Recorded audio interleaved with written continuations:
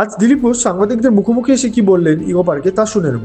সেখানে তাকে জিজ্ঞেস করে মুর্শিদাবাদ কি ভারতের মধ্যে আছে, আর সারা ভারতবর্ষে কিছু হলে কি তার প্রভাব মুর্শিদাবাদের মধ্যে পড়ে। এছাড়াও মমতা বন্দ্যোপাধ্যায় এটাও বলেছেন মুর্শিদাবাদের ঘটনা নিয়ে যে আমি কি করতে পারি। এখানে দিলীপ ঘোষ জানান মমতা বন্দ্যোপাধ্যায় এই মুর্শিদাবাদকে মুক্তাঞ্চলকে পরিণত করেছেন, যেখানে কোনো আইন কানুন কারা মেনে চলে না। এছাড়াও পুলিশরা ভোটের আগে সেখানে নিষ্ক্রিয় হয়ে পড়েন, আর মমতা বন্দ্যোপাধ্যায় উনি খালি ফাইল নিয়ে ছিনতাই করতে পারেন। এছাড়াও দিলীপ ঘোষ আরো নানা ঘটনা নিয়ে বলেছেন, কি বলেছেন শুনে নেব।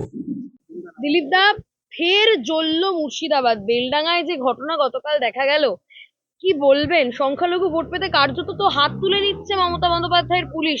সাংবাদিক মার খাচ্ছে, একের পর এক সাংবাদিককে হেনস্থা করা হচ্ছে। কি চলছে গোটা রাজ্যে? পুলিশ দাঁড়িয়ে দাঁড়িয়ে দেখছিল গতকাল। দেখুন, মুর্শিদাবাদটা আদৌ ভারতবর্ষের মধ্যে আছে কিনা প্রশ্ন ওঠে, কারণ সেখানে সংবিধান, আইন কানুন কিছুই চলে না। সারা ভারতবর্ষে কোথাও কিছু হলে এখানে আগুন লাগে, রেল, বাস, রেল লাইন, স্টেশন পোড়ানো হয়। এবারেও তাই হয়েছে। আর মমতা ব্যানার্জি সেটাকে মুক্তাঞ্চল করে দিয়েছেন, যে যা ইচ্ছা করতে পারে। এখন তো তার বিরুদ্ধেও চলে গেছে ওরা, কারণ যারা আইন কানুন মানে না তাদের কোনো ভরসা নেই।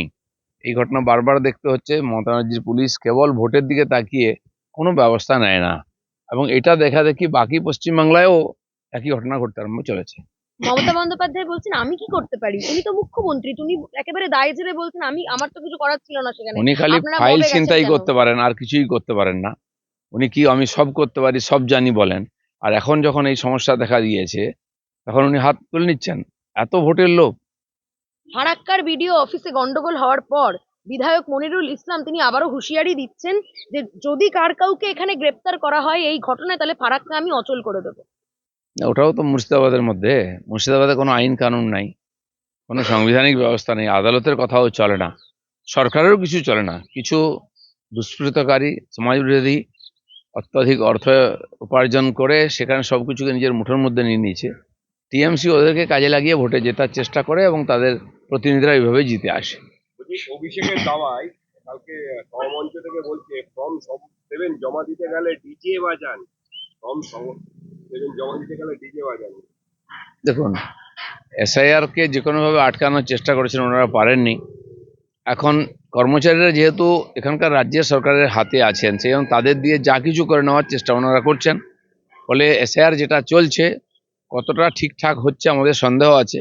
নির্বাচন কমিশনের চেষ্টার কোনো ত্রুটি নেই, কিন্তু এখানকার পুরো সরকার যদি তাদের বিরুদ্ধে থাকে, অসহযোগিতা করে, তাহলে কোনো কাজ সম্পন্ন করাটা খুব কঠিন হয়ে যায়।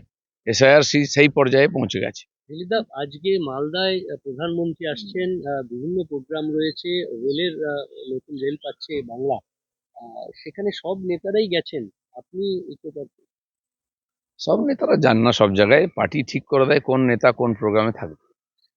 যাকে যেখানে যেতে বলা হয় তারাই যান। মাননীয় প্রধানমন্ত্রী এখন আসছেন যে উন্নয়নের যে কাজগুলো আছে সেগুলো উদ্বোধন করতে।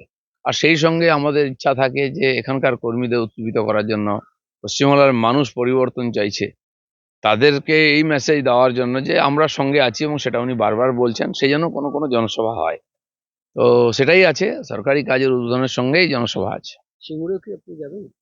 এখনো পর্যন্ত ঠিক নাই, যাদের যাদের বলবে তারা যাবে। দিলীপ দাস, সিঙ্গুরকে নিয়ে একটাই প্রশ্ন আপনার কাছে। গত 15 বছর ধরে তৃণমূল সহ মমতা বন্দ্যোপাধ্যায় বারবার বলেছেন শিল্প আসবে, শিল্প আসবে।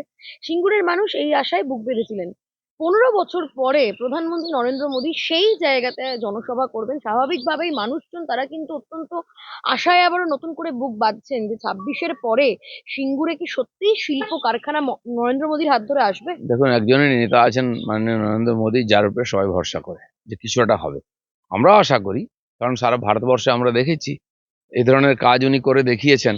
তো পশ্চিমবাংলা ধীরে ধীরে বাঁঝা হয়ে যাচ্ছে, সেখান থেকে শিল্পও হলো না, কৃষিও গায়েব হয়ে গেল। সবচেয়ে উর্বর জমি পশ্চিমবাংলার, সেটা আজকে জঙ্গল হয়ে পড়ে আছে, কাশবন ঘাসবন হয়ে গেছে। তো আমরা প্রধানমন্ত্রীকে বলবো, আর এটা নিঃসন্দেহ যে এখানে ডবল ইঞ্জিন সরকার যখন হবে, এ সব কিছু পাল্টাবে, সারা দেশে যেমন পাল্টাচ্ছে। বিএলওদের ইস্তফা, গণ ইস্তফা, 6,000-এর ইস্তফা। না, কেন ইস্তফা হচ্ছে, কি করাচ্ছে, এটা নির্বাচন কমিশন দেখবে, তাদের দায়িত্ব। তারা তাদের দায়িত্ব ঠিকমতো পালন করেছেন কিনা, তার জন্য অধিক পয়সা দিয়েছে তাদেরকে। সেই জন্য সারা ভারতবর্ষে যদি বিএলও হয়ে কর্মচারীরা কাজ করে সফল করতে পারেন, এখানেও করা উচিত। এসআইআর আটকাতে দিকে দিকে দেখা যাচ্ছে বিডিও অফিসে রীতিমতো তৃণমূলের গুন্ডারা হামলা চালাচ্ছে, সেটা ফারাক্কা হোক কিংবা চাকুলিয়া হোক। মমতা বন্দ্যোপাধ্যায় তিনি তো বারবার এসআইআর এর বিরোধিতা করছেন, অথচ তিনি এইটা থামাতে পারছেন না। এসআইআর আটকাতে এত এত ঝামেলা হচ্ছে দিকে দিকে। টিএমসি প্ল্যান করে এগুলো করাচ্ছে, ঝামেলা হুজ্জতি, যে এখনো যে ফলস ভোটার রয়ে গেছে খসড়া লিস্টে, সেগুলো যেন বাদ না যায় তার জন্য এই ধরনের ড্রামা করছে ওরা। আর এখানে তো পঞ্চায়েত ইলেকশনের ফর্ম ফিল আপ থেকে আরম্ভ করে নমিনেশন থেকে আরম্ভ করে সব জায়গায় দেখেছি এটা পুরো গায়ের জোর খাটিয়ে এখানে করানো হয়। তো এবারে নির্বাচনেও সেটা করার চেষ্টা হবে। মমতা ব্যানার্জি বলে দিয়েছেন যা ইচ্ছা করো, আমি তোমাদের পেছনে আছি। সেই জন্য সন্দেহ হচ্ছে যে এবারে সত্যি সত্যি বিধানসভা নির্বাচন কতটা নিরপেক্ষ এবং শান্তিতে হবে।